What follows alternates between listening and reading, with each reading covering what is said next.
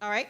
So how much intentional work is being done with folks in the community and specifically folks of color to eliminate institutional racism in your businesses, nonprofits, governments, or education? So it's a great question, and I think it is something that we do need to continuously address in all actions that we have. And first, I think, the one thing is that you have to be values driven. And when you're values driven, you understand that embracing people of all races, genders, all that is really, really important.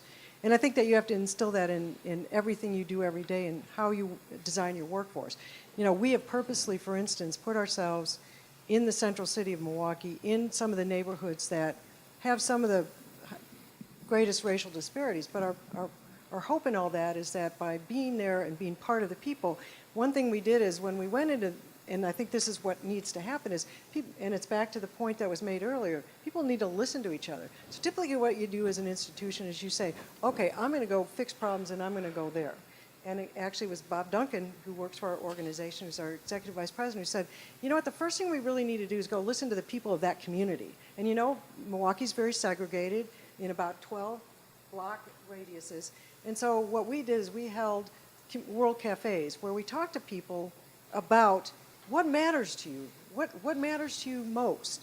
And when we heard from people who live in those communities, we were able to understand what they valued. And so in our 4 communities, we've designed services a little bit differently to make sure that we're reflecting what people need in those communities. So I think it's a matter of active participation, listening, caring, and trying to engage. But then in our role, we're trying to make sure that kids have access to everything they need to grow up and be resilient so that the poverty and food deserts and all those things don't have that lasting impact and interfere with their ability to grow up and have all the pleasures that the rest of us do. So, we first internally make sure that we're contributing toward greater good. So internally on our team, we don't look at color, gender, sexual orientation. We promote based on merit, and we make sure that our own house is clean first. Additionally, we're very young, so we don't have a lot of clout in the community with some of these events and causes. We contribute 1% of our revenues in Milwaukee to the Pathfinders Homeless Shelter.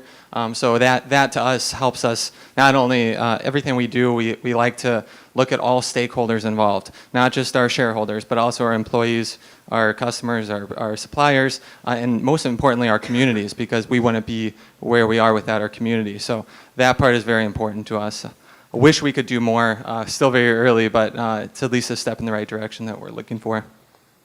Well, for me, it's just a smaller part. It's not a grander part like you speak of. But I had to start somewhere, so others have to start somewhere as well. And I treat everybody fairly. I do a monthly rounding with my staff, kind of go through a series of questions and ask them if they have the tools they need to do their jobs. And if they don't, what is it that they need to help do their job better, to be more efficient, to be more successful. And again, just like Jesse alluded to, it doesn't come down to race or any of that. I don't see people in a color for me. So I treat everybody fairly in the same.